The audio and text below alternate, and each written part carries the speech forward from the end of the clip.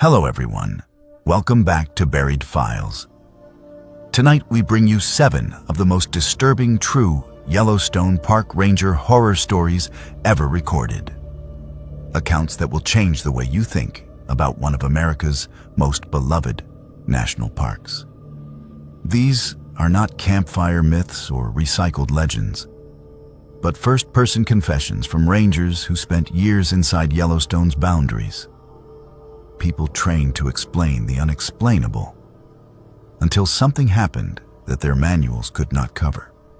Each story is built from detailed ranger reports, internal memos, and corroborating witness accounts, cross-checked wherever possible to separate rumor from the terrifying patterns that keep appearing in the same valleys, towers, and thermal basins.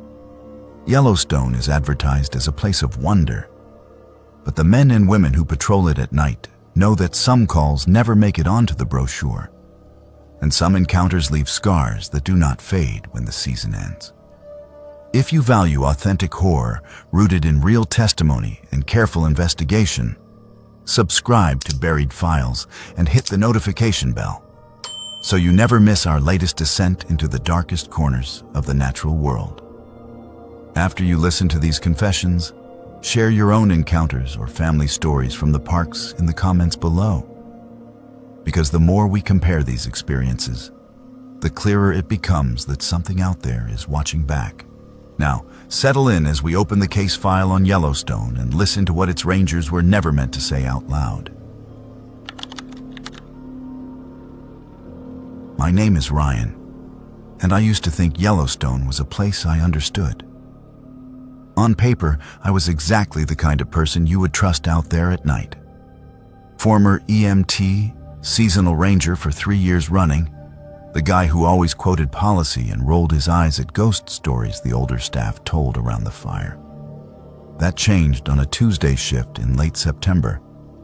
The night a simple welfare check in the upper geyser basin turned into something I still cannot explain without my hands starting to shake. It started with what sounded like an ordinary call. Day shift had taken a report from a hostel in West Yellowstone about a solo traveler who had not come back before closing. A woman in her 30s, hiking boots, small day pack, lots of photos of geysers on social media. Her last confirmed sighting was near one of the boardwalk loops, headed out just before sunset. By the time my shift rolled around, her car was still in the lot, and she had not answered her phone. On busy weekends, that kind of thing can be a late bus or a forgotten charger. In September, with a cold front moving in and fewer crowds to hide in, it gets bumped up the list. I volunteered to walk the basin. I told my supervisor it would be good exercise and that the missing hiker would probably be sitting on a bench somewhere, wrapped in a hoodie, embarrassed when I showed up with a flashlight and a radio. That was genuinely what I believed as I parked by the trailhead and stepped out into that particular kind of darkness you only get around thermal features, where the steam swallows distance and light at the same time. If you have never been in a geyser basin after closing, there is no good way to describe how wrong it feels. The same places that look magical in postcards start to feel like open mouths. The boardwalk creaks under your boots, and every hiss of steam sounds like something drawing breath.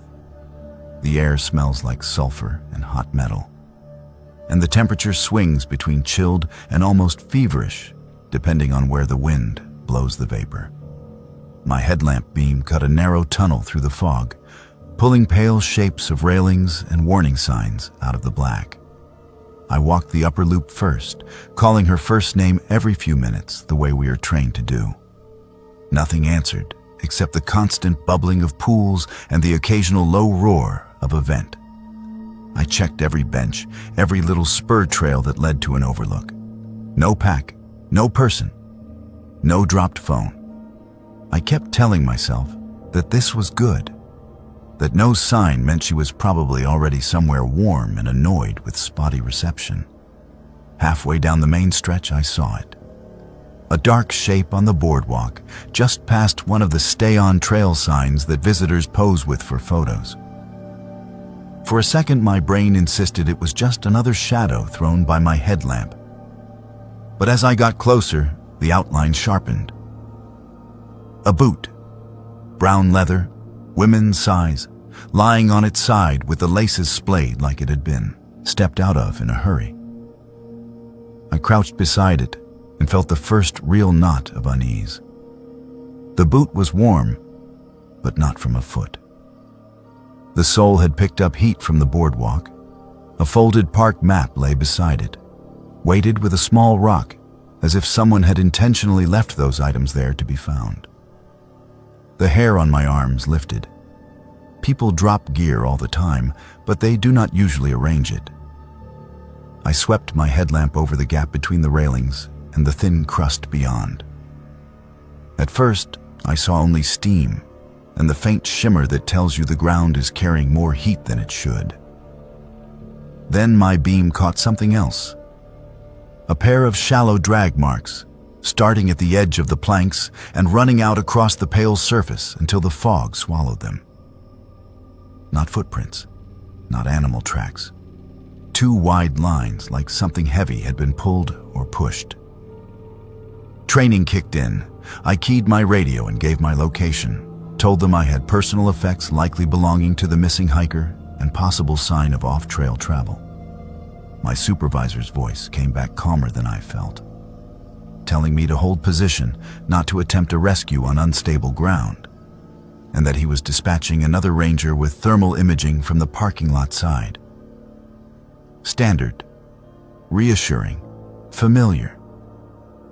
What was not familiar was the way the steam shifted as I waited. It usually blows with the wind in long, predictable currents. That night, it seemed to twist in small circles around the drag marks, thickening until the beam from my headlamp bounced right back at me. The basin went strangely quiet.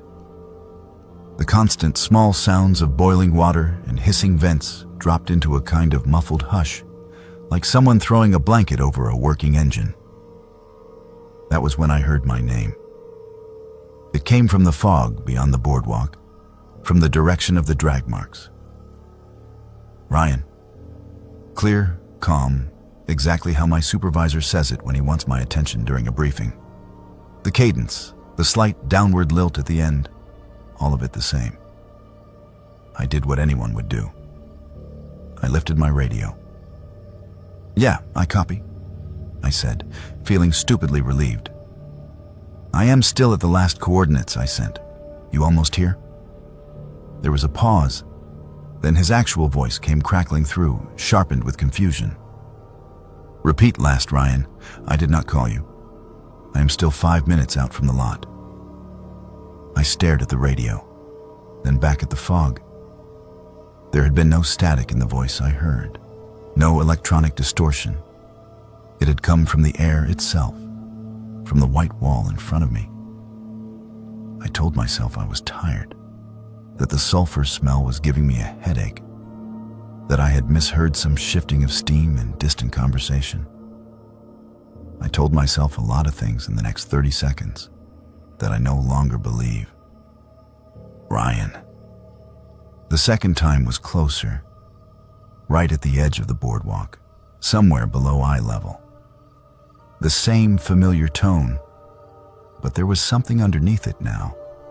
Something like a whisper riding just behind the main sound. I stepped backward without meaning to, the boards creaking under my boots. Every rule we have pounded into us about staying on the walkway started flashing through my head. Thin crust, scalding pools. People who die out here do not go quickly. The training videos show pictures they usually do not show the public. Skin that looks boiled, clothing melted to flesh. The rational part of my brain told me that if the missing hiker had gone over, she was already beyond help. The rest of me was listening to my own name being spoken in a voice that knew exactly how to make me trust it. I swept my light slowly along the gap again, forcing my hands to stay steady. For a moment, there was nothing but swirling white. Then, for just long enough to register, the steam thinned. Something was out there on the crust. Not standing, not exactly.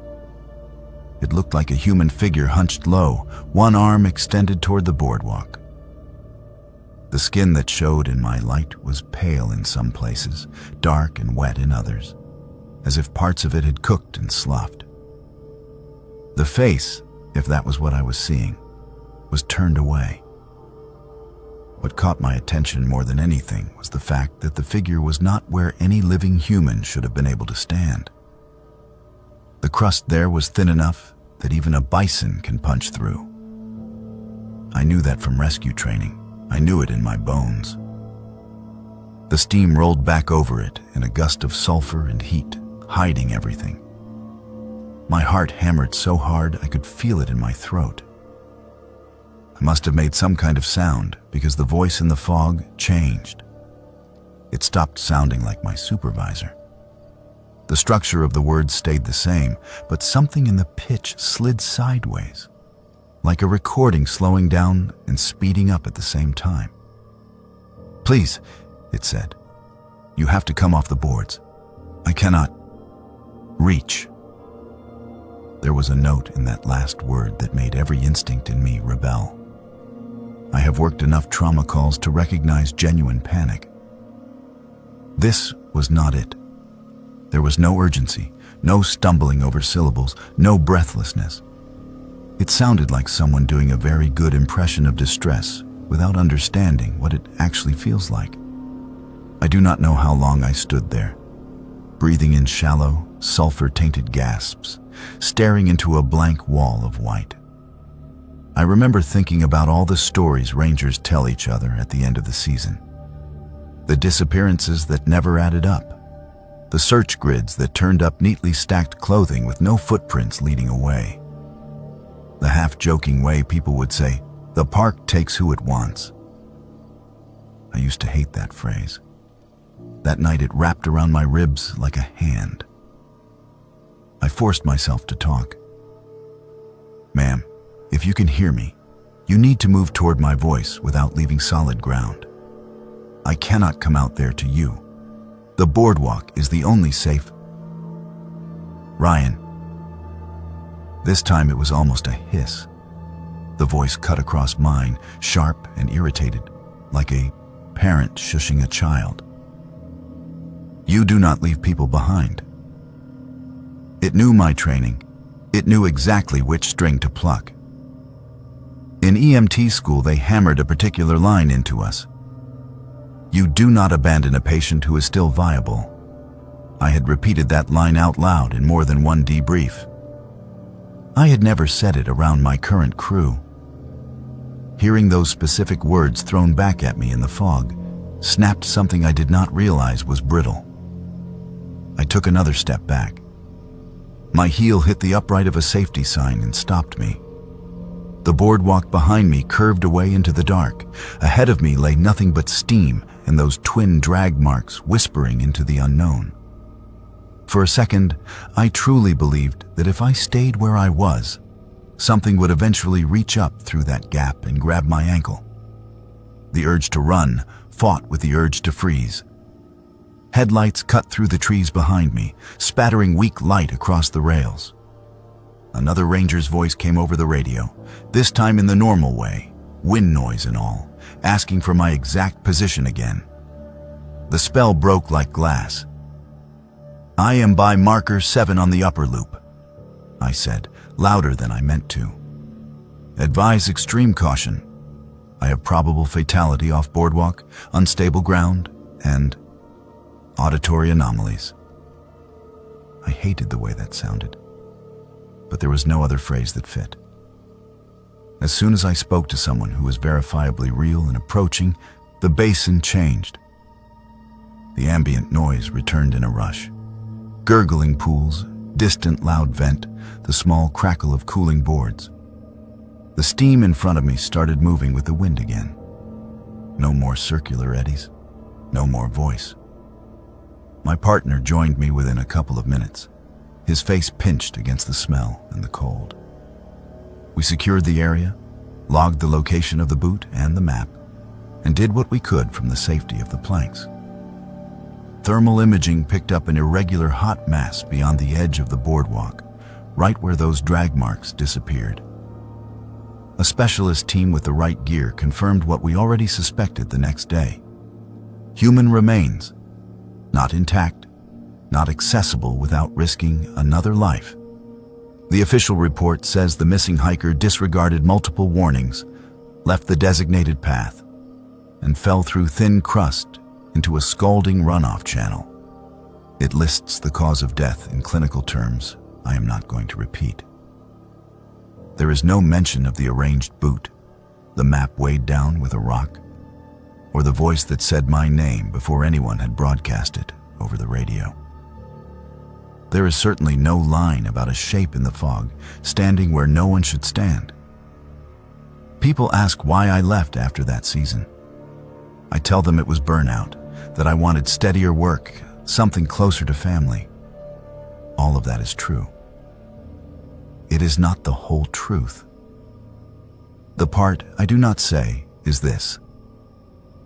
A week after the recovery, I woke up in my apartment in town to the smell of sulfur and the sound of somebody whispering my name from the corner of the room, where the odor, steam from my shower usually hangs the longest. The window was closed, the vent was off. There was no visible fog.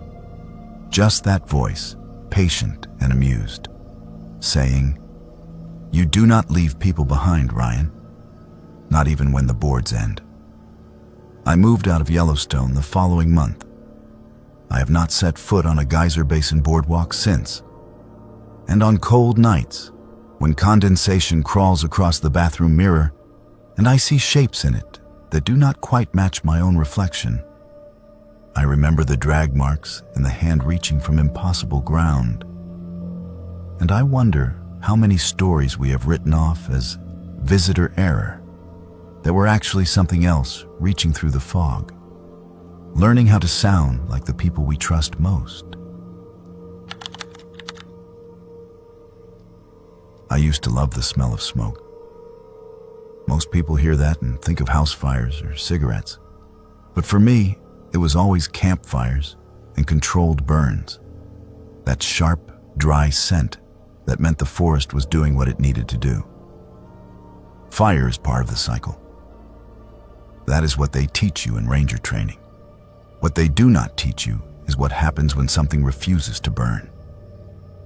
My name is Ella, and the last season I worked in Yellowstone, I was assigned to monitor a burn scar that never behaved the way it should have. The summer before, a lightning strike had taken out a big chunk of forest on the edge of my district.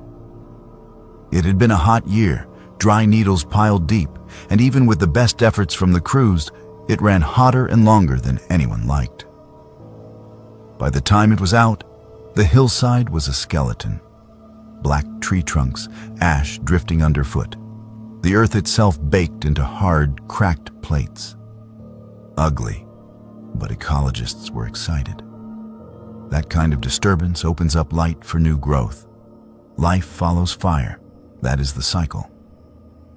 My job that fall was simple on paper. Hike the perimeter, document regrowth, flag hazard trees, and make sure tourists were not wandering into unstable areas for the perfect Instagram shot. I spent weeks crunching over charcoal, taking notes on tiny shoots of green pushing through the ash. It felt hopeful in a way. The forest was wounded, but it was healing. There was just one exception. The first time I saw the spared place, I thought my eyes were playing tricks on me. I had been following a GPS line along the upper edge of the burn, the black scar on one side and unburned forest on the other. It was tedious work, side-hilling on loose soil, breathing in dust that tasted faintly of old smoke. I came around a bend between two big granite outcrops and had to stop, because ahead of me, the world was wrong. Imagine walking through a war zone and finding one untouched house in the middle of the rubble. That is what it felt like. The whole slope had burned hot, all the way to the ridgeline, except for a roughly oval patch the size of a small meadow. Inside that boundary, the trees were green. The ground was covered in moss. Fallen logs lay intact instead of reduced to white ash. It looked like a piece of forest someone had cut out from a photo taken years earlier and glued over the present. I checked my map twice to make sure I was not just misreading an edge. The burn perimeter line on the tablet ran right through where I was standing. According to the data, this spot should have gone up like everything else. But the trunks at the boundary told a different story.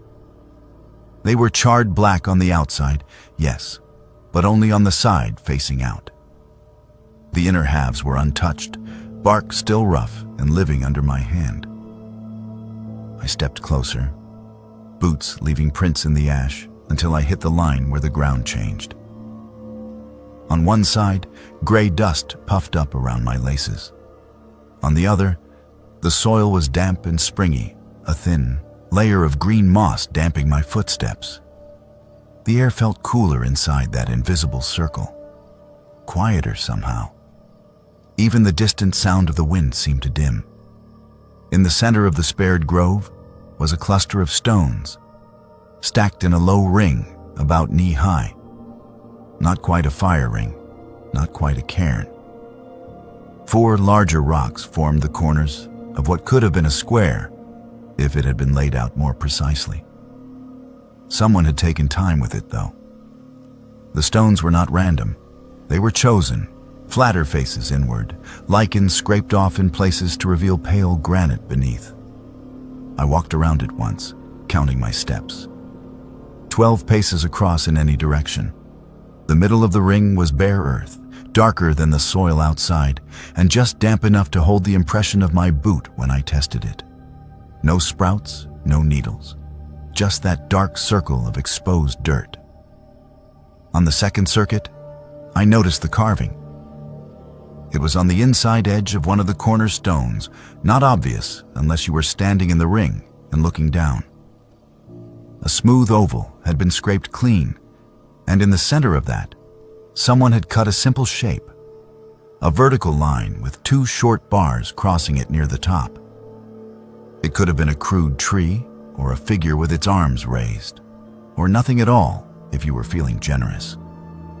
The grooves were shallow but sharp, like they had been made with a good knife and a patient hand.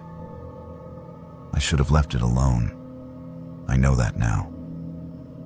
At the time, it felt like a find, a human element in an otherwise impersonal assignment, something I could photograph, log, and maybe joke about later back at the station. Found some backcountry art in the burn, that sort of thing. Instead, I did something stupid. I reached down and brushed my fingers over the carving. A small flat disc of stone, about the size of a coin, broke free from a crack near the etched lines and dropped into my palm. It was oddly smooth on one side, rough on the other. The same symbol was scratched into its face, more hastily, like a quick copy. I turned it over once, twice, then slipped it into the breast pocket of my uniform shirt. I do not know why. Maybe I thought of it as a piece of the story of this place, a little talisman from a forest that had refused to burn. Maybe I was just tired and not thinking clearly. On my way out of the grove, I almost walked into another ranger. He was one of the old-timers, gray beard, leathery face, the kind of man who had a story about every rock and ridge. I had seen his name on rosters, shared radio channels with him, but we had never spent much time in the field together. He stood just outside the green boundary, boots planted in ash, eyes fixed on the stone ring behind me. "Did you step in there?" he asked. I stopped. "Yeah, just documenting. It is strange how it missed this spot." He nodded once, slowly. "We call it the spared place," he said. "Locals had other names for it, long before the park. You should not linger." I tried to keep my tone light. Well, the fire seems to agree with them. Did you see that ring before the burn? His gaze flicked to my chest, just for a second. Later, I would wonder if he had seen the slight bulge the stone disc made in my pocket. Some things stand where they stand, he said. Fire goes around. That is all you need to put in your report. It bothered me on the hike back that he had not answered my question. It bothered me more that every time I looked over my shoulder, it felt like the ring of stones was closer to the edge of the burn than it should have been, like the blackened trunks had leaned back a step to make more room for it. That night at the cabin, I could not stop thinking about the grove. I should have been exhausted, but my body hummed like I had drunk too much coffee. The little stone token sat on the table beside my bunk, catching the light from the lantern in a way that made the scratched symbol seem deeper. When I finally fell asleep, I dreamed of fire. Not the roaring wall of flame you see on the news. This was a slow, crawling burn. Tongues of orange licking along the forest floor, turning needles and deadfall into glowing lines. I was standing in the middle of it, watching trees crack and fall, hearing animals fleeing in the dark beyond the light. Only the heat never touched me. It rolled around me like water around a rock, biting at the edges of whatever invisible circle I was standing in, but never crossing it. Somewhere in the smoke, I heard a voice I could not quite make out, as if someone were speaking on the other side of a closed door, just loud enough for me to know I was being addressed. I woke up with my heart pounding and the taste of ash in my mouth. The cabin smelled faintly of smoke, but that was not unusual. The old wood absorbed decades of it. What was unusual was the way my breath steamed in the air, even though the thermometer on the wall said it was 60 degrees inside. My skin felt prickly, like I had just walked in from a cold day. But when I touched my arm, it was warm, almost too warm. I told myself it was a bad dream and got ready for the day. The stone went back into my pocket without me really making a conscious choice. It felt wrong to leave it behind. The strange thing started small. On my next hike into the burn, the air around the spared grove felt a few degrees warmer than the rest of the slope, even though the sun was behind clouds. My water bottle was lukewarm when I pulled it from my pack near the boundary, as if it had been sitting near a stove. When the wind picked up, ash whirled across the hillside, but none of it crossed into the green patch. It hit an invisible line and swirled away, piling in little drifts along the edge like snow against a fence. I laughed it off over the radio the first time I mentioned it. Blake, that was the older ranger's name, did not laugh back. "Just do your job and leave it be," he said. Places like that have their own arrangements. Arrangements. It was such a strange word choice that it stuck with me. Arrangements with what? Fire? The land? Something else? The second night, the smell woke me. Strong this time. Not cabin smoke, but fresh burning, sharp and dry, carried on a wind that rattled the windows. I rolled out of bed, sure there had been a spot flare somewhere near the cabin, and grabbed my boots. By the time I reached the door, the smell was gone. Outside, the stars were clear, the air cutting cold. No glow on the horizon, no distant crackle. Back in my bunk, the immediate danger gone, I realized my pillow was hot. Not just warm from my head, hot like it had been sitting in the sun. My hand came away slightly damp, and for a panicked moment I thought it was sweat, until I saw the faint gray smudge on my palm. Ash. I started to put the stone on the floor then, to get it away from me. But the idea made my chest tighten with an irrational surge of panic. I compromised by wrapping it in a bandana and tucking it deeper into my pack, telling myself I would drop it off at the station as an interesting find later in the week. On the third day, I realized I was not alone in the spared grove. I had gone up alone, Blake covering another section. Morning light slanted through the black trunks, turning the burn scar into a forest of thin shadows. Inside the green oval, the light was softer, muted by live needles. I walked to the stone ring, counted my usual 12 paces across, and crouched to take another series of photos for comparison. That was when I felt it. The very faint sensation of someone standing just behind me. It was not a sound at first, more like the subtle shift in air you feel when another body moves into your space. The hair on the back of my neck lifted. My throat went dry. I told myself it was just the way the breeze funneled between the rocks, the temperature difference between burned and unburned ground. I did not turn around. "Morning," I said, keeping my voice even. "Blake, if that is you, this is a lousy joke." No answer. The sensation of presence stayed, a pressure between my shoulder blades. Slowly, I stood, camera dangling from its strap. My boots felt heavier than they should have. The symbol on the stone token in my pack seemed to buzz against my spine, even though I knew that was impossible. "I know you are there," I said. "You are not supposed to be in this area.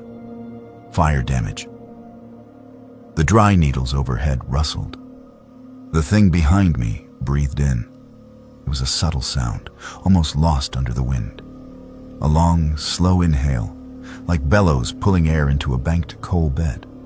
It started low, then rose in pitch until it scraped just below the range of a human voice. "Ella," something said. My name, drawn out like a log cracking in a hot fire.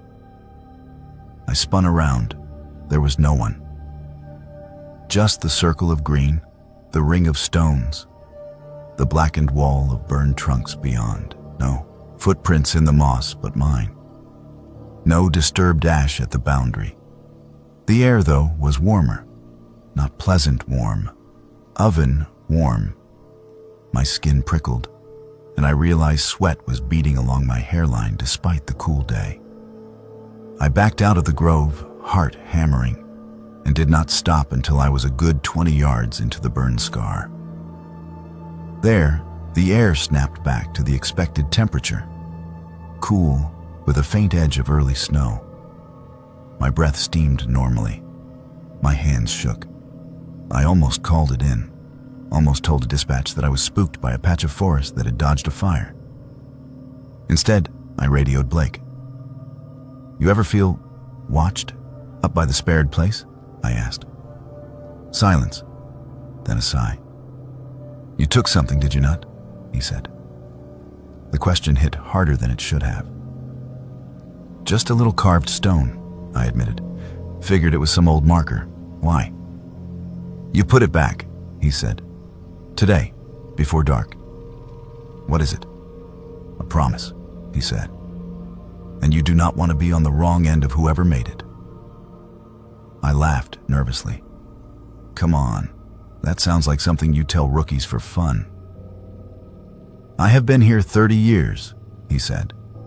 "I watched that fire run a straight line up that ridge and lay down like it hit glass when it reached those trees. We lost 2 structures and a truck because the wind shifted around that spot, blew embers sideways instead of through it. Sometimes fire respects old boundaries. Sometimes it gets told to." I hiked back up with the kind of speed I usually reserve for incoming storms. The grove was darker now, shadows lengthening. The ring of stones looked less like an artifact and more like an open mouth. I did not dare step into it this time. I stood at the edge, unwrapped the token from my bandana, and hesitated only a second before tossing it so it landed with a dull click in the bare earth center. For a moment, nothing happened. Then a breeze moved through the burned forest, carrying with it the dry, papery rattle of ash shifting. The black trunks around the grove seemed to lean inward, just slightly, as if nodding. Heat washed over my face, enough to sting my eyes, and then vanished like someone had opened a door to a cooler room. The next morning, when I went up with Blake, the grove was gone. Not gradually, not in a way that made sense.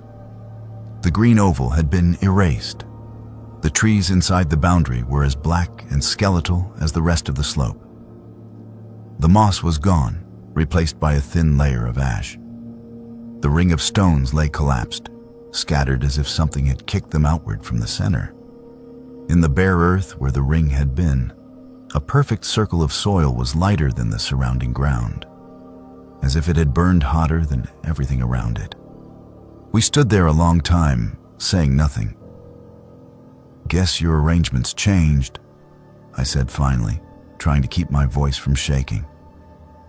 Blake did not answer. His eyes stayed on the pale circle of dirt. When all, he did speak. His voice was softer than I had ever heard it. "Fire always takes its due," he said. "If something holds it back, it keeps a tab. Maybe you paid it off when you put that piece back. Maybe something else did." I left that assignment a few weeks later. Officially, it was just the end of my seasonal contract. Unofficially, I was grateful to trade that hillside for any other piece of ground. I still work outdoors. I still smell smoke sometimes. But now, when a fire line stops sharply around a patch of trees that should have gone up, I do not walk into the green without thinking very carefully about who or what might be standing there keeping count. I no longer pocket little souvenirs from strange places. Some things in Yellowstone have already been claimed, and when fire goes around them, it is not always an accident. My name is Carter, and I used to think a fire tower was the safest place you could be in Yellowstone. High above the trees, clear view in every direction, solid walls between you and whatever is moving in the dark below. That was before I learned that some things do not come from below. Some things come through the speakers. The tower assignment was supposed to be a reward. Quiet post, long stretches of solitude, a chance to prove I could handle responsibility without someone looking over my shoulder. I told everyone it was perfect for me. I liked my own company. I liked order. The tower was all about routine. Dawn weather log, mid-morning scan, hourly smoke checks, evening report, lights out. The first week felt almost peaceful.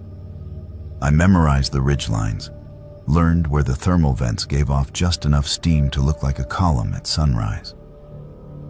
I could tell which shadows were bison and which were stumps just by the way they shifted when the wind changed. At night, I read old case reports and listened to the low hum of the radio, comforted by the knowledge that if anything went wrong, someone could reach me with the press of a button. By week 2, the silence started to get inside my head. There is a kind of quiet in those towers that you do not get anywhere else. It is not really empty. The building creaks. The stove clicks as it cools. The metal railing sings a little when the gusts hit it just right. But beneath all of that, there is a wide, hollow stillness, like the pause in a conversation when someone is about to say something important and has not decided how. The first time the voice came through, I was half asleep in the bunk with the radio on low at my elbow. I woke up to static. Not unusual. The weather had been unstable that day, and the repeater sometimes spit out interference when the clouds built too fast. I reached over to adjust the volume, more annoyed than anything. Then, under the static, I heard it. "Hello?" A woman's voice. Thin, shaky, not the clipped, practiced cadence of dispatch. "Is anyone there?" I sat up so fast my head hit the bunk rail. "Copy, this is Tower 4. Go ahead." My heart was already ticking up, running through possibilities. Lost hiker, injured camper, someone with a busted radio relay. Silence. The static hissed, rose, fell. "Please," the voice said. I do not know where I am. They said someone would be listening. That line alone made the hair go up on my arms. We tell visitors a lot of things, but we do not tell them that. They said someone would be listening. That is not our language. That is not a script from any briefing I have ever given. I pushed the mic button again. I hear you. Can you give me your name and any landmarks you can see? Any water, roads, lights? Another pause. I could hear what might have been breathing, faint and uneven, like someone trying not to cry. You know me, Carter, she whispered. You know exactly where I am. The breath left my lungs in a rush. I did not remember telling her my name. I did not remember hearing it come over the line in her voice.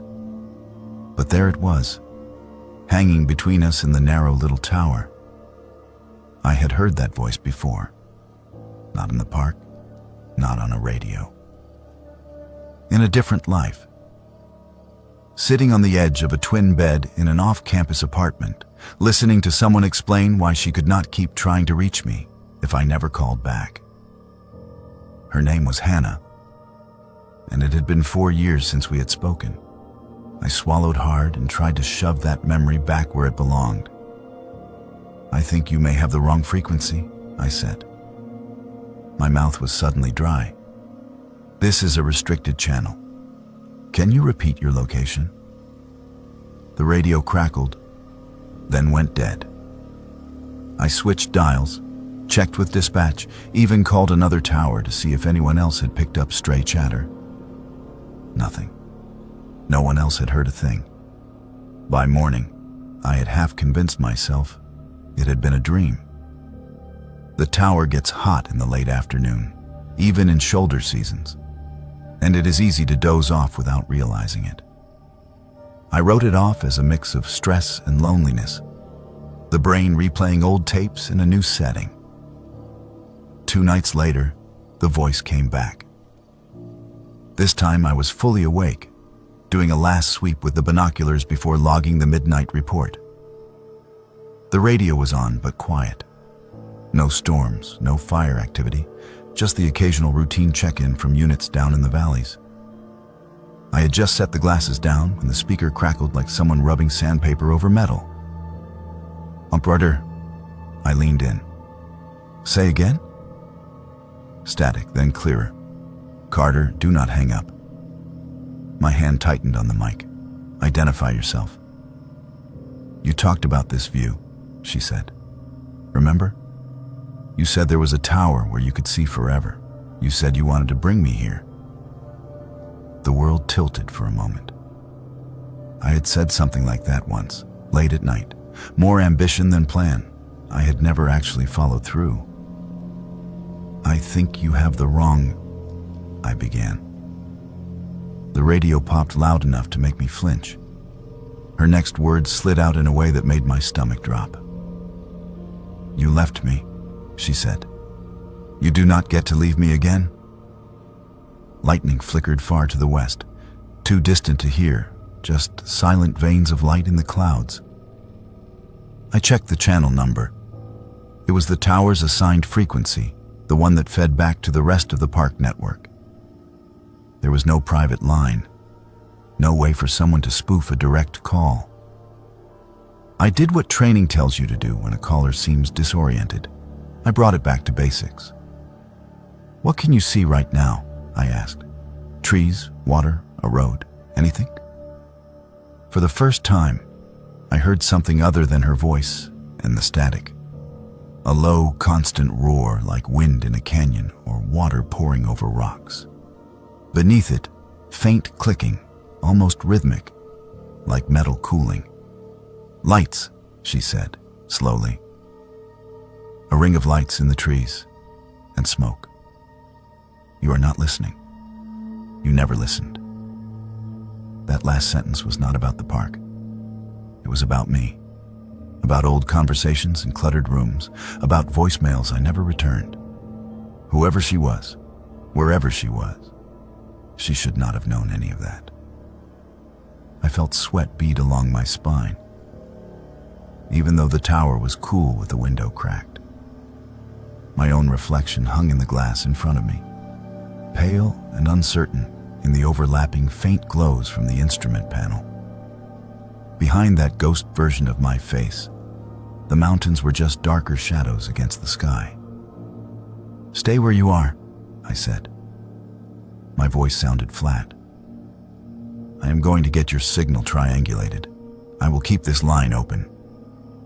She laughed then, soft, humorless. It sounded exactly like it had the night she told me she was tired of waiting for me to show up. "You did not keep it open last time," she said. "You closed it. You hung up. Do you remember what you texted instead of calling?" I did. God help me, I did. 4 words, each one a flimsy excuse. I could see them in my mind, black on white. "I am working late." On the radio, the roar grew louder. The clicking picked up speed, in time with my heartbeat. "Where are you?" I whispered. "Look down," she said. I stepped to the window and pointed the flashlight straight down toward the clearing at the base of the tower. The beam cut through the dark in a narrow column. There was nothing there. Just the patch of scrub and gravel I had seen 100 times. My own footprints from earlier that day still faintly visible where I'd cleaned debris from the steps. No campfire ring, no tracks, no ring of lights. I swept the beam outward, across the tree line, the slope below, the small creek flashing back a dull reflection. Nothing.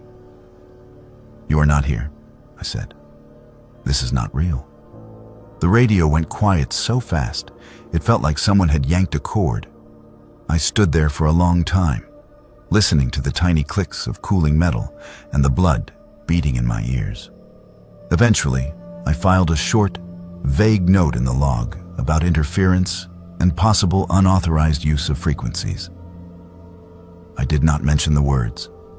I did not mention the way my own guilt had been thrown back at me in someone else's voice. Over the next month, the pattern continued. Not every night, never at the same time twice. Sometimes days would pass with nothing but weather alerts and routine dispatch traffic. Then, usually when the sky was heavy and the air tasted like impending rain, the static would thicken and her voice would slide through. She talked about things no one on the channels should have known. Inside jokes from years ago. The exact phrasing of a fight we had on a sidewalk 3 towns away from this park. The way my father's funeral smelled like damp wool and lilies. Always sandwiched between half-formed fragments about trees and smoke and lights. I sent in 3 separate maintenance requests for the radio. Techs hiked up, ran diagnostics, swapped out components. Every time, they told me the same thing. The equipment was in perfect working order. "You are probably catching spillover from civilians on a nearby band," one of them suggested. "Happens sometimes when the weather stacks weird." "Right," I said. I did not ask how a stranger on a random channel would know that I had once left a birthday dinner early by pretending to get an emergency call. The last night in the tower, the storm finally hit. Rain hammered the roof like handfuls of gravel. The wind shoved at the walls, making the whole structure shudder. Lightning turned the windows into momentary mirrors, flashing my own pale face back at me over and over. I had just finished logging the 3 a.m. weather check when the radio clicked on by itself. No static this time, no buildup. Just her voice, clear and close, like she was standing right behind me. "Come down," she said. "You cannot see it from up there. You never see anything from up there." Every survival instinct I had screamed no. You do not go wandering around a metal tower in a thunderstorm. You certainly do not climb down into trees that are swaying like they are trying to rip their roots free. I stayed where I was, knuckles white on the edge of the desk. "You left me alone," she said. The words overlapped with a thunderclap. but I heard them anyway. You left me in the dark. Now you get to see how it feels. Where are you? My voice broke. I did not care how it sounded. Thunder rolled again, closer. For a second, all the lights in the tower dimmed, then came back up. Right under you, she whispered. I did not look down. Instead, I grabbed the binoculars and swung them in a slow, shaking arc across the tree line. In one flash of lightning, I saw them. Not lights, exactly, but pale shapes between the trunks, as if someone had hung lanterns too low to the ground, circling the clearing. They flickered once, twice, then vanished. The next flash showed nothing at all. When morning finally came, the storm moved on, and the radio fell silent. I climbed down on legs that barely wanted to hold me. At the base of the tower, the ground was soaked, muddy, littered with twigs and leaves. There were no footprints but mine. No signs of a camp, no scorch marks, nothing. I put in for a transfer the following week. Now, months later, I still wake up at 3:17 a.m., the time stamped on the last weather log from that tower. I keep a small handheld radio on the nightstand. It is turned off, batteries out. But sometimes I catch myself staring at it, waiting. I do not know if the voice was something in my own head, twisting lonely memories into something sharper, or if the park found a way to wear an old regret like a mask. I only know this. Whatever spoke to me used the one person I most wanted to forget as bait. And when you hear someone you failed calling for you, from the middle of a place that does not forgive carelessness, it is very hard to trust that any voice on the other end of a line is really asking to be saved. My name is Nora, and this is the version of the report that never went into the system. The official paperwork for Case 27B reads like 100 other Yellowstone incidents. Solo male camper, mid-40s, left a designated site. Suffered a fall in rugged terrain. Remains found and recovered with signs of animal scavenging. Cause of death: blunt force trauma consistent with a fall. Contributing factors: poor judgment, disregard for posted warnings. End of story. Except it was not the end of the story. It was not even the beginning. We got the call on the second morning of a cold snap in early October. A party of 3 had checked out of a backcountry site one day late and hiked back to the trailhead without their 4th member. According to the group, he had gone off alone just before sunset to get better shots of the ridgeline and never came back. They searched for 2 hours and then decided to wait until morning. By then, a dusting of snow had fallen, and the trail back to camp was already softened by wind. When I asked why they had not contacted us sooner, the trip leader just shrugged and said, "He is stubborn. We thought he was playing some survival purist game." That stuck with me. The casual way people talk about another human being they have left behind in a canyon. We mobilized like we always do. Helicopter requested but delayed by weather. Ground teams divided into grid sectors. Coordinates of the last known point loaded into our GPS units. I was assigned as lead on one of the primary search lines. We hiked out under a low white sky that made the entire valley feel smaller, like the ceiling had dropped a few feet overnight. The first odd thing we found was his camera bag. It sat on a flat rock overlooking a steep drainage, centered almost perfectly, lenses capped, zipper half open. No snow on top, only around it, like it had been placed there after the wind eased. Beside it lay a pair of gloves, fingers aligned, not dropped or flung. People who are lost or panicking do not usually arrange their belongings in neat lines. They scatter them. I called it in, then clipped the bag to my pack. One of the newer rangers suggested maybe he had set it down to climb somewhere. We all looked at the rock face below. Sheer slick with a thin glaze of ice, broken only by a few scraggly shrubs clinging to cracks. No chalk, no rope, no marks. It did not look like a place anyone would decide to scramble down without gear. We moved on. Later that afternoon, we reached a narrow saddle between two ridges, an area we knew was laced with old game trails and occasional unofficial spur paths that visitors liked to pretend were secret routes. As we checked junctions and called his name, I noticed one of the motion-triggered cameras strapped to a lodgepole pine was facing the wrong way. These cameras are workhorses. They watch animal corridors, record human traffic in sensitive areas, help us see patterns we would never catch with daylight patrols alone. We mount them carefully, angled to capture the maximum stretch of trail. This one had been turned to stare straight at the trunk of another tree a few feet away.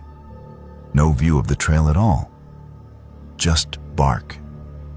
I flagged it for later review, straightened it to the correct angle, and tried to ignore the way the plastic casing felt slightly warm under my fingers in the cold air. That night, we made camp in a clearing just below tree line, close enough to the last known point that we could be back there within an hour at first light. Snow fell in light, dry flakes, more like dust than real weather. The temperature dropped hard once the sun checked out. We ate quickly, wrote our notes by headlamp, and zipped ourselves into sleeping bags that never quite seem as warm as the brochure promises. Sometime past midnight, something started circling the camp. It was not unusual to have wildlife move through at night. You get used to hearing elk hooves, the soft pad of coyotes, the occasional distant bellow of a frustrated bison. This was different. Whatever it was stayed just beyond the edge of our light, pacing deliberately. No clear footfalls, just a faint crunch, then a pause, then a faint crunch again, always behind whichever tent the current watcher was not facing.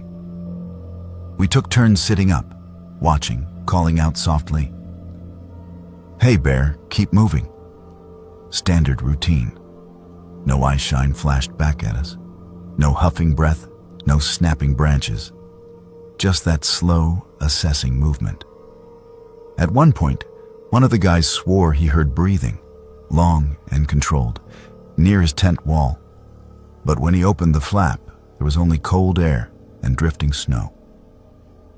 By morning, the snow around camp looked undisturbed. No clear tracks, only minor shifts in the drifts that could have been wind. We packed up feeling more tired than we wanted to admit and pushed into steeper ground. We found him on the second day. It was one of the volunteers who spotted a scrap of bright blue fabric down in a ravine, snagged on low brush. We fanned out along the rim until we could see the full shape.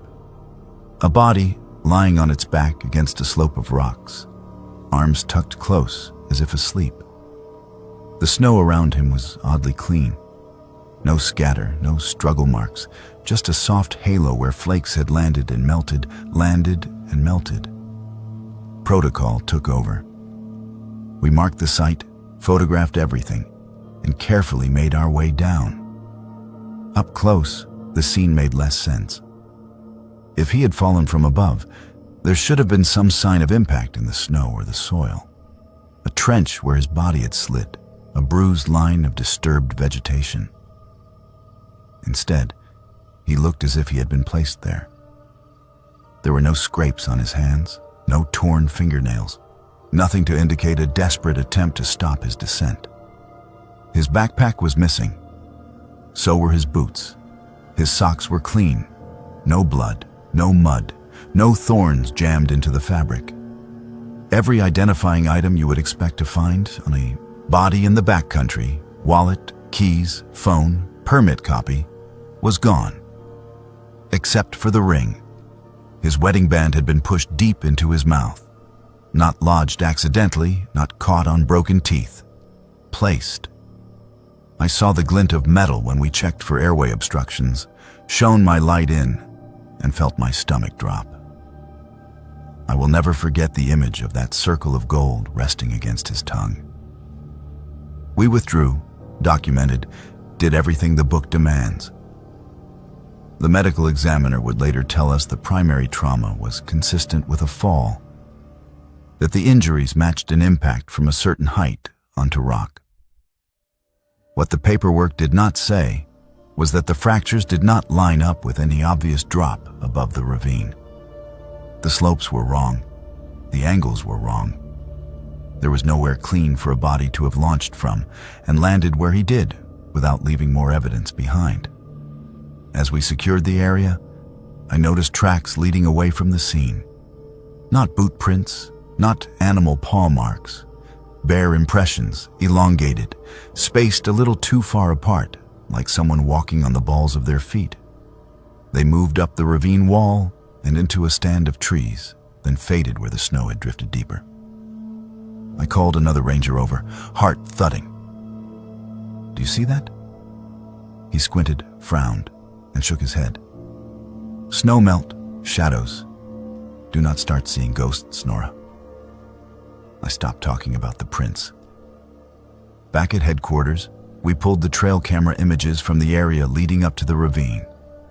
In the hours before the man vanished, the cameras showed normal traffic, his group hiking together, then splitting when he veered off toward a side ridge with his camera bag. After that, the footage turned. Wrong.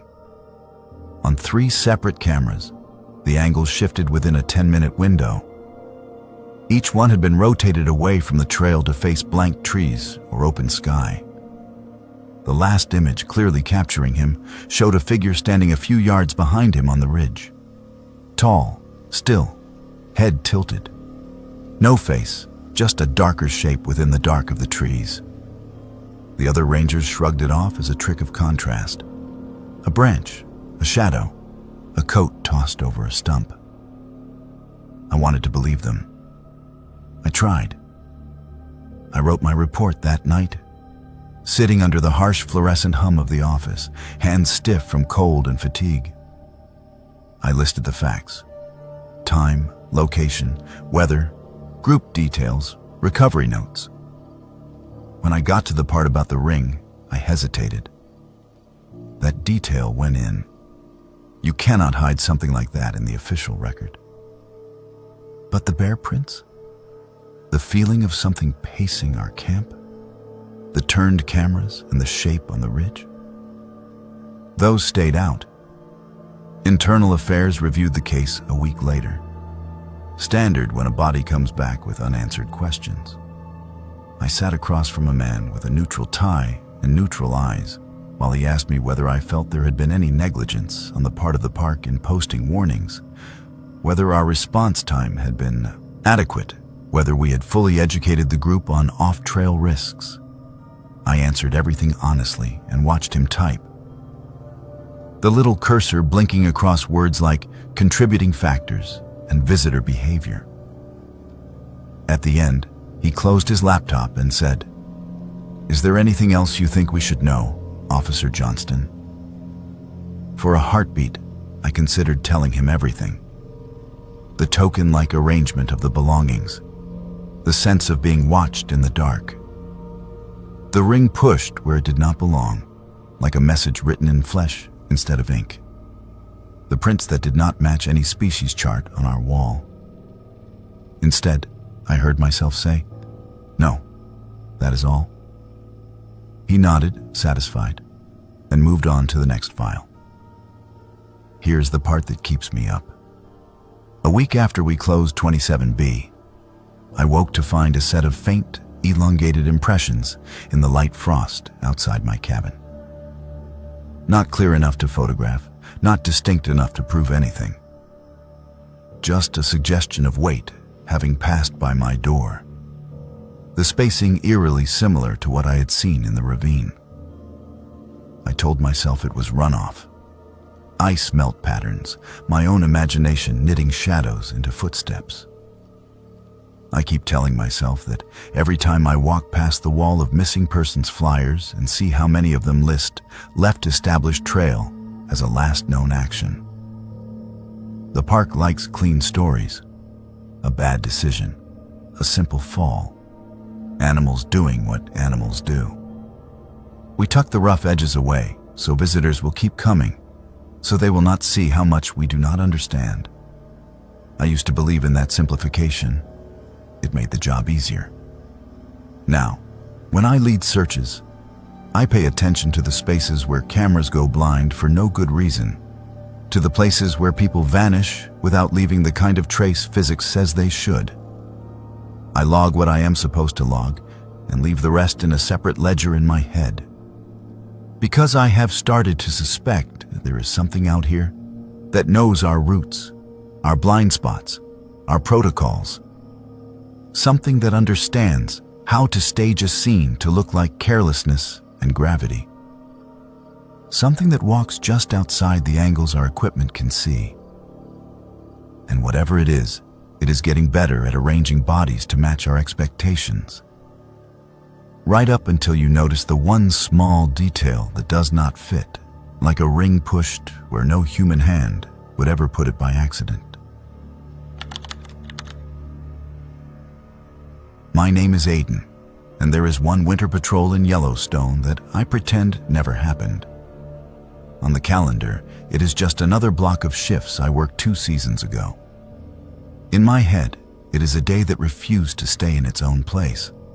A loop that folded over itself until I was not sure which version of me was leaving which set of tracks. Winter work was the only part of this job I truly loved.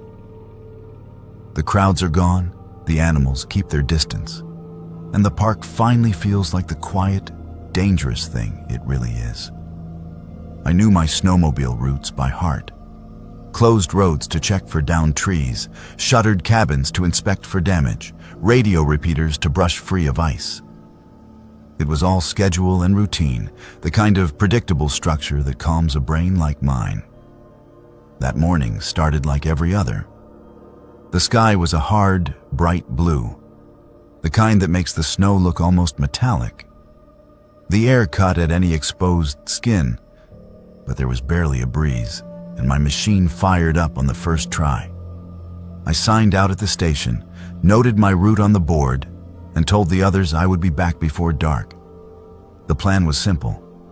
Run north on an old service road, swing past 2 backcountry patrol cabins, then cut east across an open meadow to check a weather station before looping home. I had done it so many times that my hands knew when to turn before my eyes saw the markers. About an hour in, somewhere between the first cabin and the meadow, I noticed the tracks. A set of boot prints crossed my snowmobile trail at a sharp angle, heading downslope toward a stand of trees. Fresh, crisp edges. No wind softening yet. Human, medium size, standard pattern from park-issue winter boots. That alone was odd enough. No one else had signed out on this route, and no public access should have been anywhere near here with the gates closed. I slowed, then stopped. The engine idled under me, a low, steady vibration. I slipped off, let the silence settle around me, and crouched to study the prints. They were not over my track. They cut it. That meant whoever made them had been out here before me. I followed them a short way, just far enough to see that they continued in a straight line to the tree line, then vanished into deeper drifts where the shadows swallowed detail. I weighed the options. Training said do not follow unknown tracks off-route alone in deep winter unless there are signs of distress. The prints were neat, regular, no staggering or dragging. Whoever it was, they were moving with purpose. I backed away, climbed onto the sled, and made a note to radio in from the first cabin. The cabin sat in a small cluster of trees, its roof loaded with snow, windows dark. I parked, knocked ice from my boots, and went through the usual checklist. Door secure, no sign of forced entry, chimney intact, no wildlife damage. Inside, my breath smoked in the still air as I checked the logbook on the table.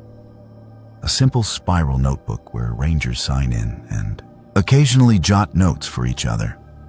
The last entry was from 3 weeks earlier, a familiar scrawl from one of the guys on swing shift. Below it, in handwriting that looked disturbingly like mine, was today's date and my name. I stood there for a long moment, staring at the curve of the letters, the way the A hooked a little too far right, the way the D leaned. It was my style. But I had not been here yet today. I had just opened the door. Cold slid under my jacket in a thin, mean line. I checked the edges of the page. The ink was dry, no smears, no indentation from writing over something else.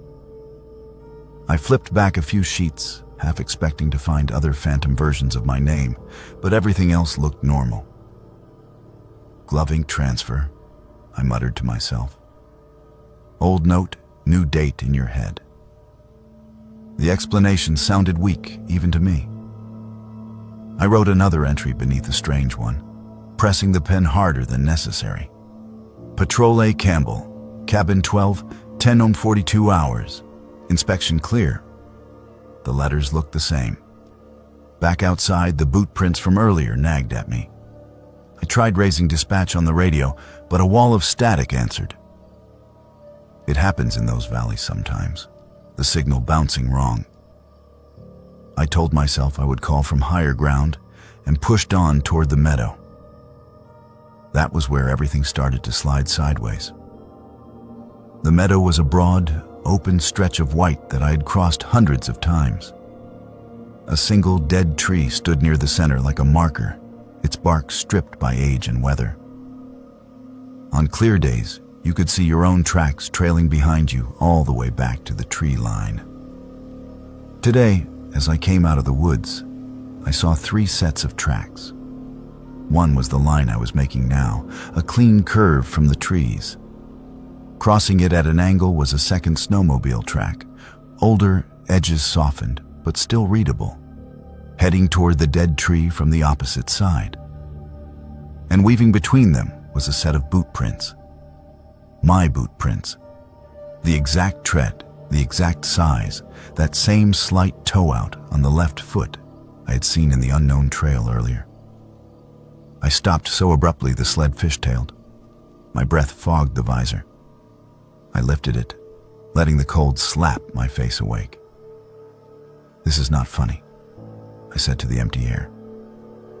No one answered. The engine's idle suddenly sounded too loud. I killed it. The silence that dropped into its place was so complete, it made my ears ring. I swung off and walked to where the 3 paths met. The boot prints from the west crossed the older snowmobile line, then continued toward the tree. The ones I was making now marched up beside them like they were trying to match pace. I followed both sets toward the center of the meadow. The tree up close was bigger than it looked from the edge. Its dead branches twisted against the white sky.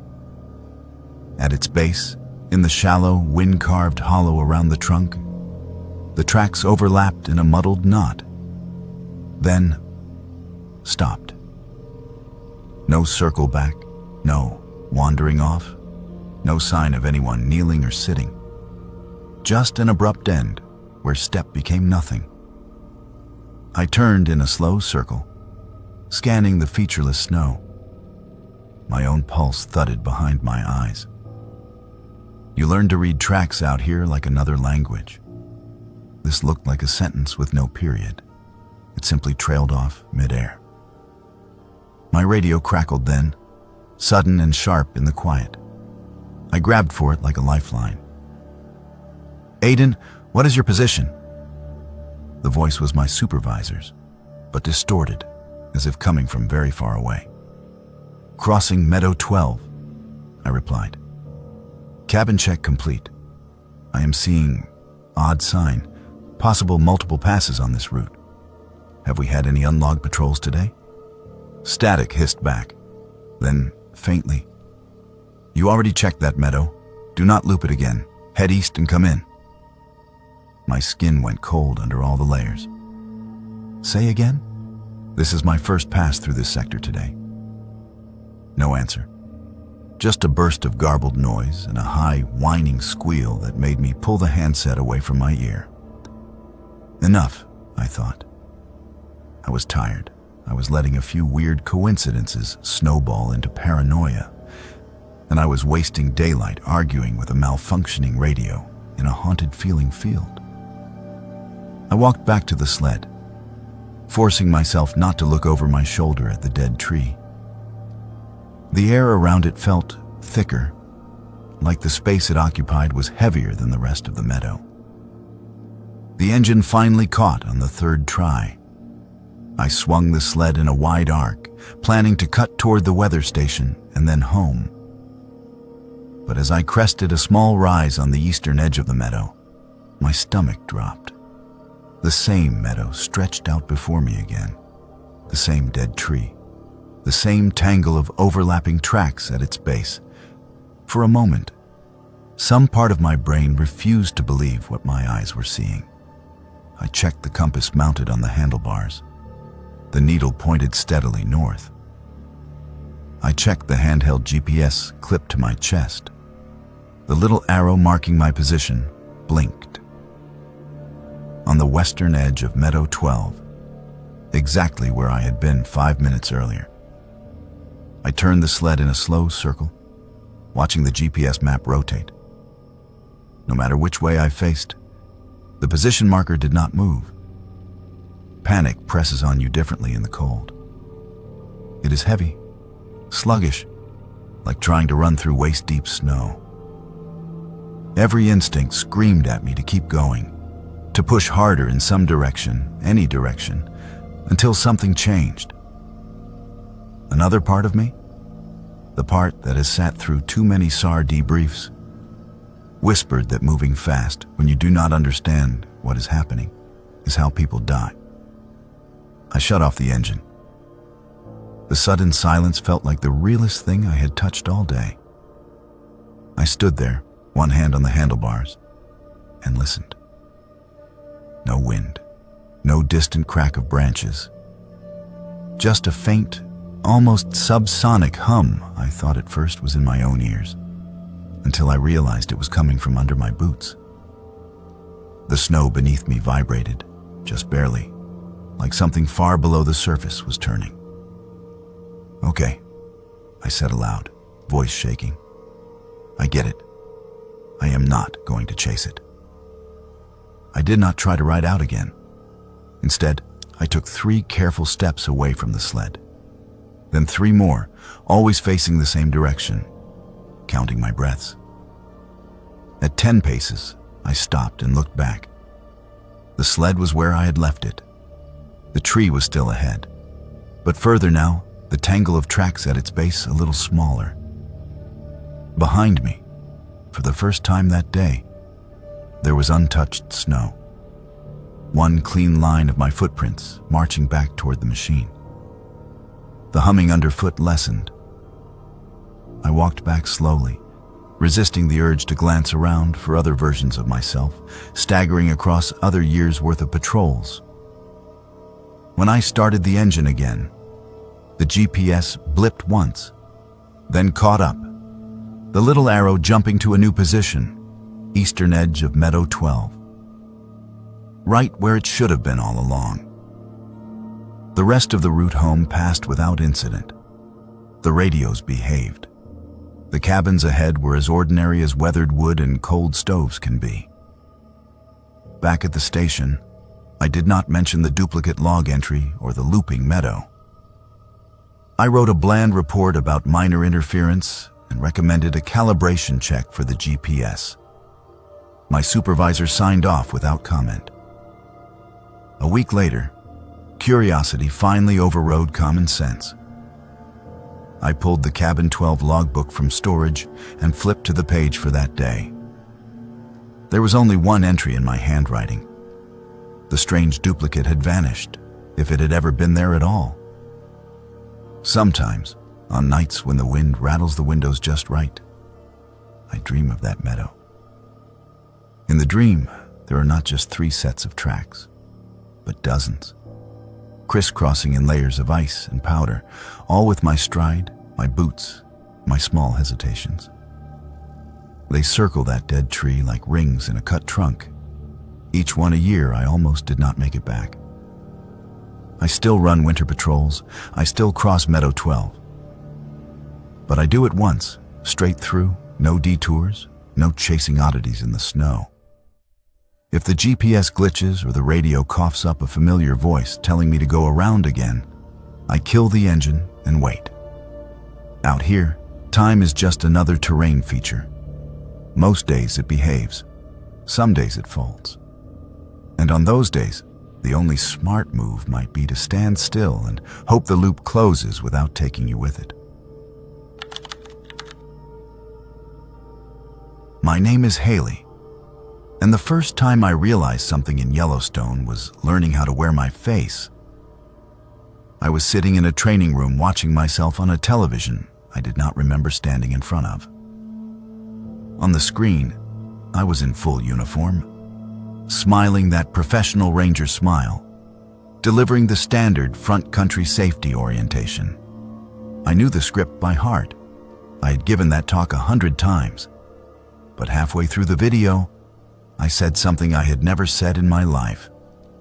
If you decide to ignore the closure signs on Cascade Ridge, the version of me on the screen warned, understand that we may not be able to bring you back in one piece. The room laughed politely. My supervisor chuckled and said something about vivid phrasing, Bennett.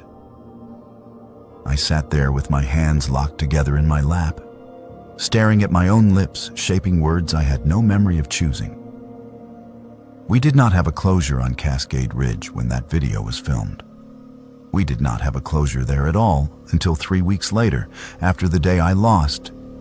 It was supposed to be a simple off-season assignment. Post new warning placards along a trail that was being shut down for rockfall and unstable ground.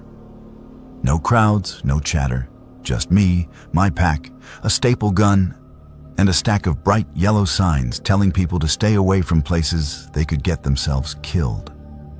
I remember being almost excited for the quiet. Front country work is noise and questions and breaking up arguments between tourists who think the rules apply to everyone but them. A solo hike with a clear task felt like a day off that someone decided to pay me for. The morning was overcast, the sky a flat sheet of white that made the snow patches glow and the trees look like charcoal sketches. I parked at the empty lot, signed out on the log, and started up the trail. The first odd thing happened less than a mile in. A group of 3 hikers came around a bend toward me, heading down. Their clothes did not match any of the usual commercial tour outfits. No matching vests or branded hats. Just neutral layers, faces I could not quite focus on. As they drew level, one of them, a woman with dark hair half tucked under a beanie, smiled and said, "Morning, Hales." Only my family calls me that, not co-workers, not visitors.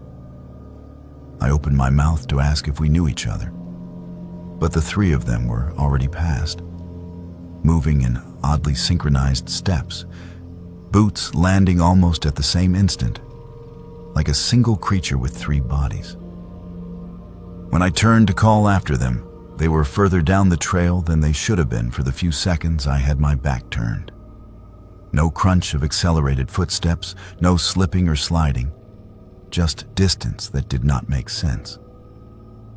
I told myself I was imagining it, focused on the task. At each junction, I checked the map, chose a tree, and posted a sign. Trail closed beyond this point. Unstable conditions. The routine settled my nerves. Measure, level, staple, move on. Somewhere around the 3rd sign, I noticed my shadow. At first, it was just a passing flicker at the edge of my vision, the kind of thing you blame on shifting clouds. But then the pattern became clear. When I lifted my arm to check the time, the shadow's arm rose a beat late. When I pushed hair back under my beanie, the dark shape on the ground mimicked the movement just behind. The lag was small, half a second at most. but once I saw it, I could not stop seeing it. I tested it, wiggled my fingers, tilted my head. Each time, the shadow followed on a slight delay, like a video and audio track knocked just out of sync. The light was diffuse enough that there should not have been a sharp shadow at all. I kept moving. The air felt thicker, like I was walking through water. The forest sounds, the wind, the occasional distant jay, faded to a muffle. At the next planned posting point, I rounded a curve and froze. There, nailed neatly to a tree beside the trail, was one of our closure signs. Same wording, same bright yellow background, same metal staples pinning it to the bark. At the bottom, in black permanent marker, were my initials and that day's date. I checked the stack in my hand. Every sign was still there, none missing. My marker was capped in my pocket. The signature on the posted sign was my handwriting. Same looping H, same hurried slant on the B. My heart started to pound in that sick, low way, like it was trying to hide behind my ribs. I peeled one glove off with my teeth and ran bare fingers along the edge of the sign. The paper was dry. No condensation, no smear. It had not just been tacked there in the last 2 minutes. It had been there long enough to settle into the bark. I backed away, turned, and looked down the trail. The snow behind me lay mostly undisturbed, save for my own footprints and the lingering, softened marks of the earlier group. No extra trail led past where I stood. No churned patch where someone could have circled around me unseen.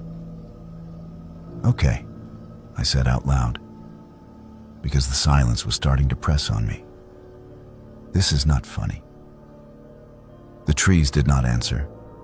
My radio, clipped to my shoulder, remained a dull, black rectangle. I kept going. The trail narrowed, cutting into a steep hillside. The drop-off to my right slid down into tangle of brush and boulders. Ahead, I could see the overlook where we planned to post the final, largest sign. Beyond that, the closure would be total. As I approached, the sense of wrongness coiled tighter. The air tasted metallic, like I had put my tongue on a battery. My teeth ached. The closer I got to the overlook, the more the world seemed to lag around the edges. Movements felt delayed, like the air was taking an extra second to get out of my way. There is a metal railing at that overlook, a simple waist-high barrier painted Park Service brown. I have leaned on it 100 times, watched the water cut through the rocks below, answered endless questions about how deep the canyon is. I have also seen what happens when someone leans too far. As I stepped into the clearing, I saw myself standing at that railing. She, me, had both hands resting on the top bar, head tilted slightly as she looked down. Same uniform, same beanie, same flyaway hair escaping at the nape of the neck. For a moment I thought there must be a mirror, some weird trick of glass. But there was nothing reflective in front of her except open air and distance. My stomach lurched. I blinked hard. When my eyes reopened, the space beside the railing was empty. No double, just the scuffed dirt where countless feet had stood. In the faint reflection on the metal rail itself, though, I could still see 2 figures. One where I stood, one a half-step closer to the edge. My shadow stretched long on the ground behind me. It did not line up with my feet. Footsteps crunched on the trail just behind my left shoulder. Slow, deliberate, in time with the slight delay of the shadow. I did not turn around. "Posting final closure sign at Overlook 3, I said into the radio, though I had not touched the pit button. My voice sounded like it was coming from somewhere else, half a second off from the movement of my lips. "Conditions unstable. Recommend full seasonal closure." Static answered. Beneath it, Very softly, another voice said, "Do not turn around, Haley." It sounded like me. The urge to look was almost overwhelming. Every instinct screamed to identify whatever was at my back. But another instinct, older and less verbal, told me that recognizing the wrong thing as myself was a line I did not want to cross. I took the sign with shaking hands and stapled it to the post at the trail's end. Each thunk of the stapler sounded like it echoed too long. When I finished, I stepped backward toward the trail, never taking my eyes off the spot where my double had stood. The footsteps behind me matched. Always a fraction behind, always landing just where mine had been. When I reached the bend that would take me out of sight of the overlook, I finally risked a glance over my shoulder. No one was there. No second set of prints appeared in the snow. But my shadow, stretched along the curve of the hill, still moved wrong, lagging, catching up, like something had tried the timing once and not quite perfected it. The hike down blurred. One minute I was on the ridge, the next I was signing back in at the trailhead, pen scratching my name on the sheet. The clock on the board said it was nearly dark. My watch said I had been gone less than 3 hours. The route should have taken at least 5 with the posting work. My supervisor frowned when I came in. "You all right? You were back early, and you did not have to redo the ridge signs. They looked fine after the rockfall." "Redo?" I asked. My voice sounded hollow to my own ears. He flipped through a clipboard. "The maintenance note from, last week. You signed off on that whole section already. We just needed a confirmation. You sure you are getting enough sleep?" Later, in the break room, they queued up an internal video to show some new staff how not to talk to visitors. There I was on the screen again, at Cascade Ridge, gesturing at a gleaming new closure sign, telling the camera that beyond that point, the park did not belong to people anymore. That if they stepped past, something else might decide to step in. I have no memory of that recording session. None. Now, when I walk past mirrors in the visitor center, I keep my eyes front. I do not catch my reflection in windows after dark. I avoid solo assignments on that ridge, and when I have to post a new sign, I bring someone with me, if only as a witness that there was just one of me up there. Because here's the part I cannot shake. Whatever out there tried on my mannerisms, my face, my voice, it was getting better at it, smoother, closer to perfect. And if there is one thing scarier than something that wants to hurt you, it is something that wants to replace you so completely that no one can tell which version of you came back down the trail. My name is Nolan, and this is the story I never put in my resignation letter. On paper, I left the Yellowstone for family reasons after 10 years working wildlife in Lamar Valley. The truth is that my last night patrol out there convinced me that something else is hunting the same ground we pretend to manage. And it is better at the job than we are. Lamar at dusk is the kind of beautiful that makes your chest hurt. The light goes copper, the hills roll out in layered shadows, and the wolves start to move. People come from all over the world just to stand by the roadside with spotting scopes, hoping for a glimpse. My job was to protect those people from their own bad decisions, and to protect the animals from them too. That night, late in the season, the valley felt almost empty. The bigger crowds had thinned, the air had that sharp, metallic edge that says winter is testing the locks. I was alone in the truck, making one last pass to check for illegal campers and spotlight for poachers. A storm front was stacking along the horizon, but the stars above Lamar were still clear, bright enough that the snow patches glowed like ghost pools. For the first hour, it was routine. A pair of elk near the river, a lone bison lumbering along the shoulder, a fox that stared at my headlights like it had never seen a vehicle before. I wrote a warning for a van parked too close to a pullout and moved on, drinking coffee that tasted like burned plastic just to keep my hands busy. Then I saw the carcass. It was just off the road, half hidden in a patch of willows. An elk, big and healthy looking even in death, laid out on its side with the chest cavity neatly opened. Not torn, not ripped, opened. The cut line along the hide was too clean and too straight for wolf work. No ragged edges, no tufts of hair scattered around. The organs that should have spilled were gone. The legs were folded almost tidily underneath, like someone had posed it. My first thought was poachers. It fit the pattern. Take the prime cuts, leave the rest for scavengers. Get out before anyone notices. But the usual signs were missing. No drag marks, no tire tracks nearby. No footprints in the soft ground except a few deer trails and my own prints from when I stepped out to check. I radioed in a possible illegal kill and took photos from every angle, the flash popping harsh white against the dark. The stillness around that carcass felt wrong. Usually, even a fresh kill has some life around it.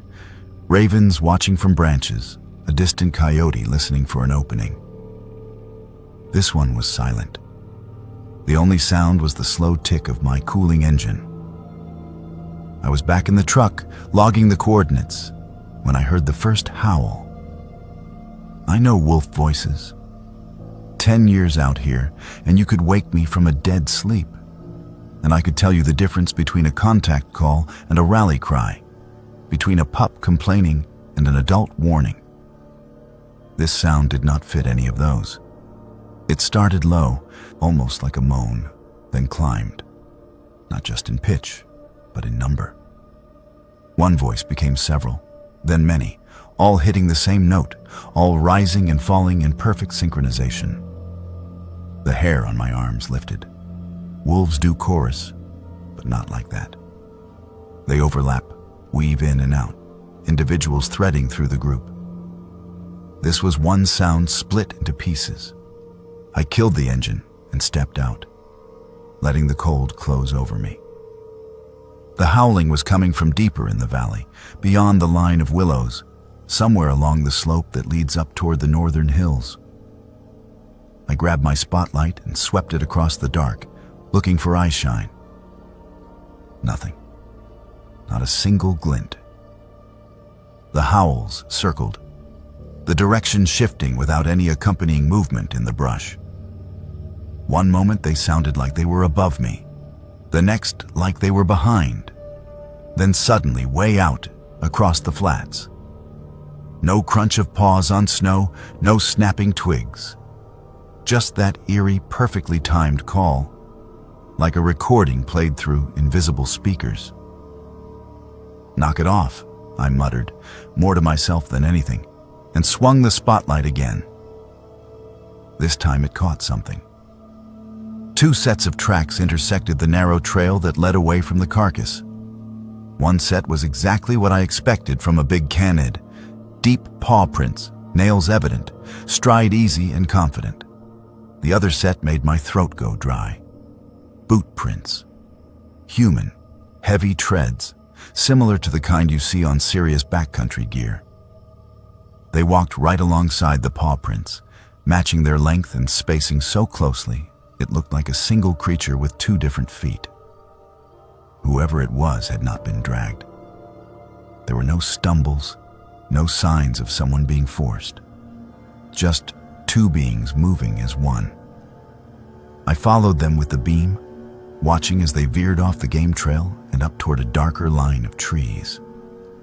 About 30 yards out, the human prints stopped. The paws continued alone. Back in the truck, my radio crackled with a brief, broken burst of static, like someone had almost keyed the mic and thought better of it. I called in the tracks, asked if any patrols were in the area on foot. Negative, came the answer. I was the only unit in that sector. As long as they are not shooting, leave it, my supervisor said. We will sweep it in daylight. Leaving it was the last thing I wanted to do. But I also knew what happens to rangers who chase shadows off the road at night in rough country. They end up as names on plaques with small wreaths in spring. I drove on. The howling faded as I put distance between myself and the carcass. But the valley did not feel any less watched. Every time my hand drifted toward the spotlight, I had the sense that something out there was waiting for me to swing that beam a little too far off the road, to lean a little too far into the dark. An hour later, heading back toward the station, I saw the fire. It was on a rise above the valley floor, in a gap between two stands of trees. A small, contained flame, too steady and orange to be anything but human-made. No campsites were permitted there. No work crews were scheduled. I cursed under my breath and turned off onto the narrow dirt track that curved up toward it. As I got closer, the fire shrank, then vanished altogether, like someone had dropped a blanket over it. I killed my headlights and rolled the last few yards on idle, heart thumping so loud it felt like it was shaking the steering column. The clearing at the top was empty. No tent, no coals, no smoke. Just a circle of stones in the snow, blackened on the inside as if they had hosted many fires, but none tonight. In the center of the ring lay a pile of bones, not random, arranged. Long elk bones interspersed with shorter ones, all laid in a rough wheel pattern. Spokes pointing outward. I stepped out slowly, every sense straining. The cold bit straight through my uniform. My breath hung in front of me in quick, shallow puffs.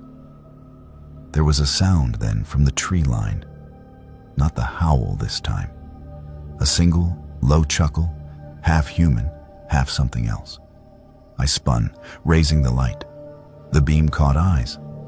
Dozens of them at varying heights just inside the shadowed trees. Wolf eyes reflecting green-white. But behind them, taller, further back, two more points of reflection, higher than any man I had ever met could stand. The shape they marked was wrong. Too long in the shoulder, too narrow in the waist.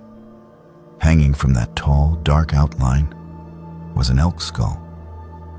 I knew that even before the spotlight picked out the curve of the antlers. Fresh blood slicked the bone, dripping slowly onto something pale at its feet.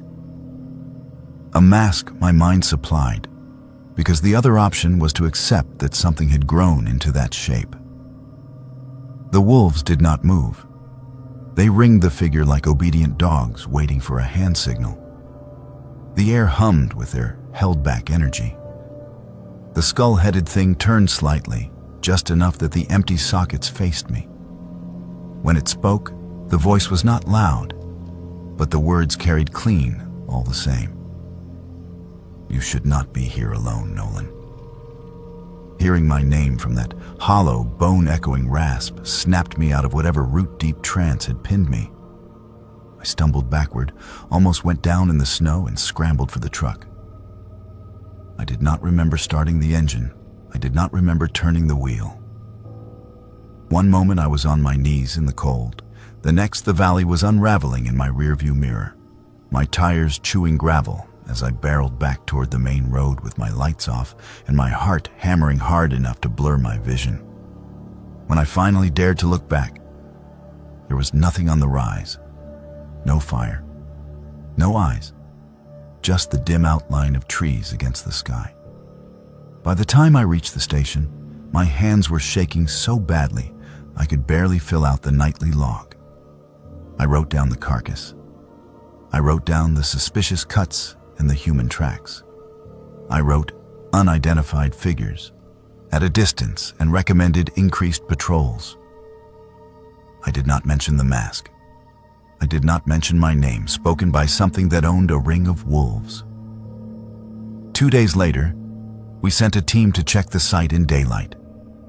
The elk carcass was gone, every scrap of it. Not dragged, not scattered, gone. The circle of stones on the rise was still there, but the bones had been reduced to powder, sifted smooth, as if someone had taken great care to erase the pattern. One of the older rangers pulled me aside afterward. His face was lines and windburn, eyes as tired as mine felt. "You saw it, did you not?" he asked quietly. "Or something like it." I opened my mouth, then closed it again.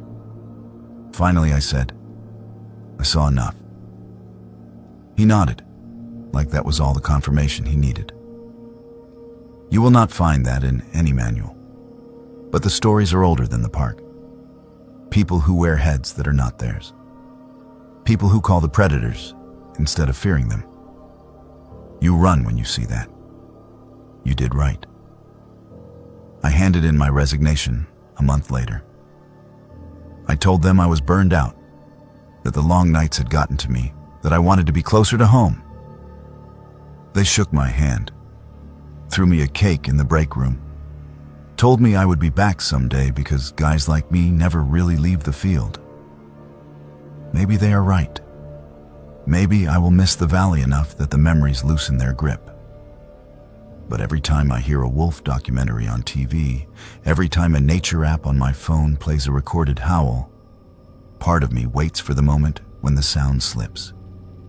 Just a fraction, into that too perfect chorus I heard in Lamar. The one that was not calling to other wolves at all. It was calling to something that stands a little too tall, wears an elk's face like a crown, and knows my name.